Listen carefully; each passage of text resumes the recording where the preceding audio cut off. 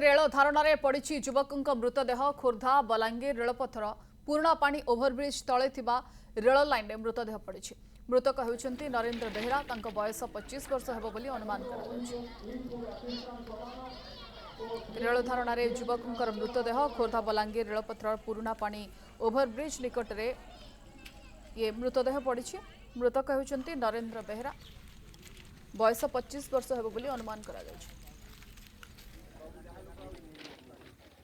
सकाल सकाल एपटे लोक मैंने शौच लगे आसी आपको फोन फान कले आप गाँ पाखे गोटे ट्रेन लाइन रे पड़ी बोलिकी आम आसिक देखलु देखला हमको लगुच आम गाँ 90% तो पूरा कन्फर्म हो गलु आगे ताके पूरा तार मुहटा तलके जेहेतु हो कन्फर्म हो नहीं पार्बा कि 100% हमको लगुच आम गाँ नरेंद्र बेहरा मृत आमर सुरु बेहरा नरेंद्र बेहरा आपको तो सन्देह लगुच कहीं पिलाटा मद ना गंजे ना कि निशा द्रव्य ना करता भल पिलाटा रोजगार करूला तार निजर गुड़ा निजे ठिया होता यहाँ आत्महत्या कि हत्या करी पका जाइए सन्देह लगुच आमको तेणुक तार पुलिस तदंत करी दोषी को बाहर कर उचित दंड देवार आवश्यक अच्छे।